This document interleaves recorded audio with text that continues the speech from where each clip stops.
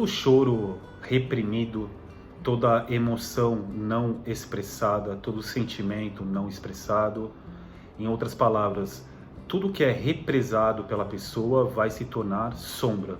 É muito importante ter esse entendimento, porque dentro daquilo que a gente chama de psicologia, existe uma métrica que chama-se causa e efeito. Para tudo existe uma explicação. Qualquer comportamento que a pessoa venha a ter na sua idade adulta, todo tipo de padrão repetitivo, todo desvio de caráter, até toda maldade, ira, todas essas questões elas estão relacionadas a uma causa.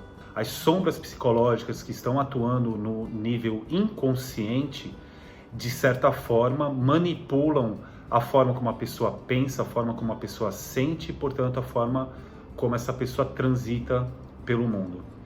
E quando se trata de educação, é muito comum a gente perceber os pais reprimindo os seus filhos, e isso, de certa forma, é compreensivo, porque a partir dos 7 anos de idade, determinados traços genéticos até começam a vir à tona naquela criança, né? Ou seja, é quando começam a aparecer aquilo que nós denominamos como defeitos, né? Comportamentos indesejáveis, posturas da criança que muitas vezes até assusta os seus pais, né? Eu digo que é compreensível porque nenhum pai, nenhuma mãe quer que o filho seja aí uma pessoa com algum desvio de caráter, que não goste de trabalhar, que não quer nada com a vida e etc. Então eu quero dar um exemplo do que acontece, é muito comum, com esse medo de que a criança, quando se torne um adulto, não seja um bom adulto.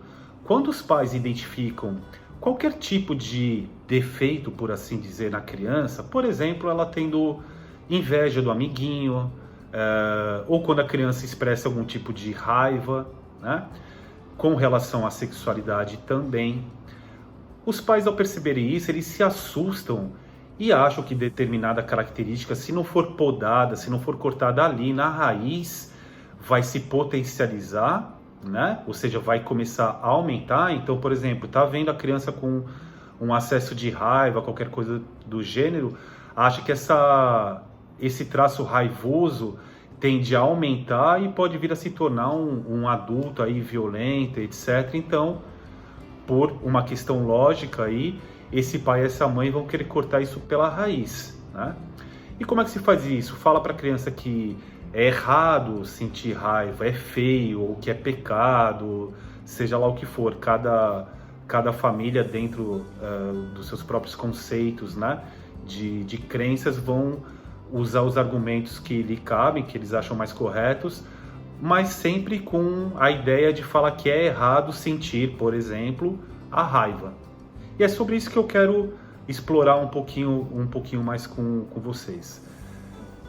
Dos 7 anos em diante, é quando a criança ela começa a formar a sua personalidade, é quando ela começa a se ver como um indivíduo, e é quando ela começa a procurar o espaço dela, o local dela no mundo.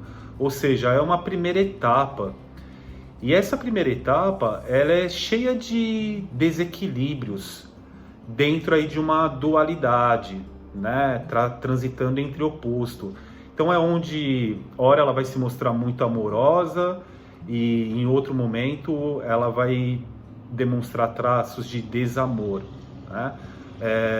Ora vai estar super pacífica e no momento seguinte totalmente perturbada, sentindo raiva.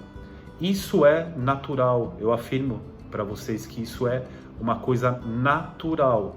Natural significa que vem da natureza, e o que vem da natureza é perfeito, né?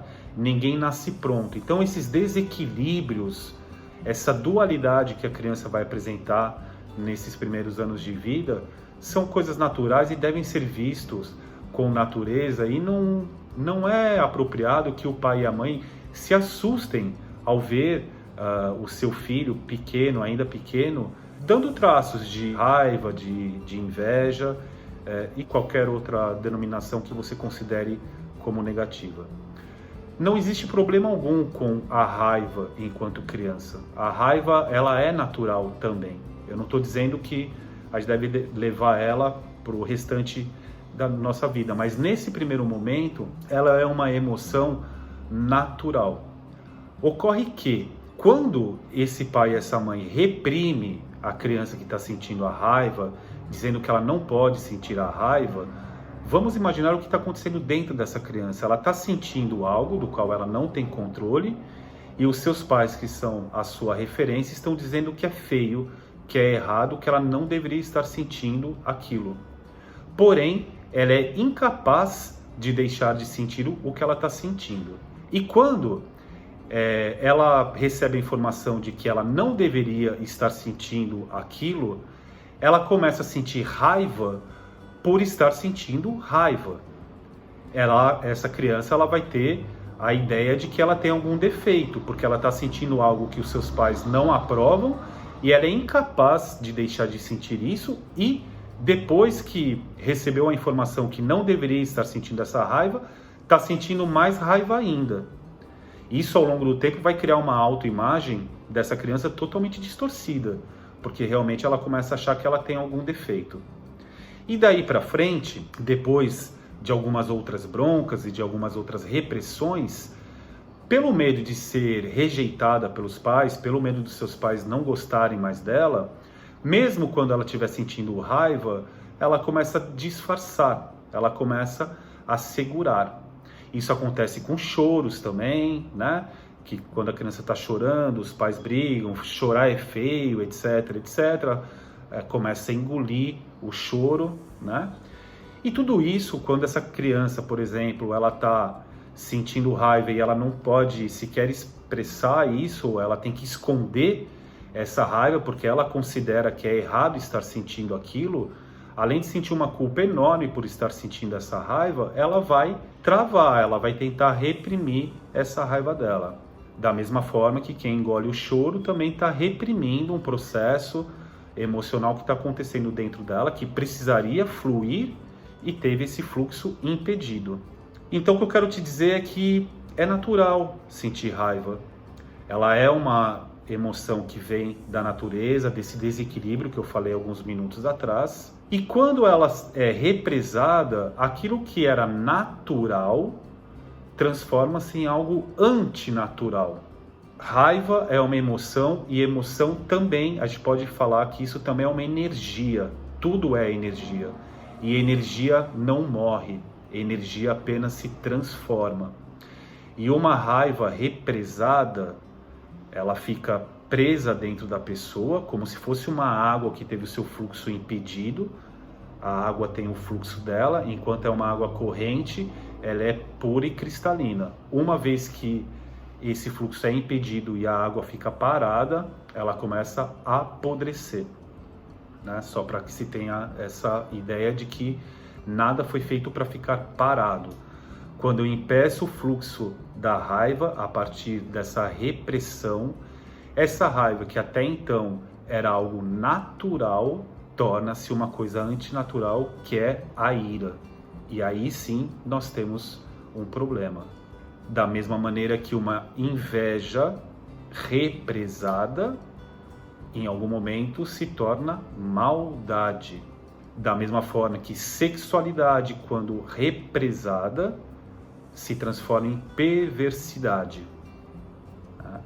Então, aspectos que eram naturais, ainda dentro de um ensejo de desequilíbrio, que se equilibraria naturalmente se não fosse reprimido, acaba se transformando numa coisa muito pior.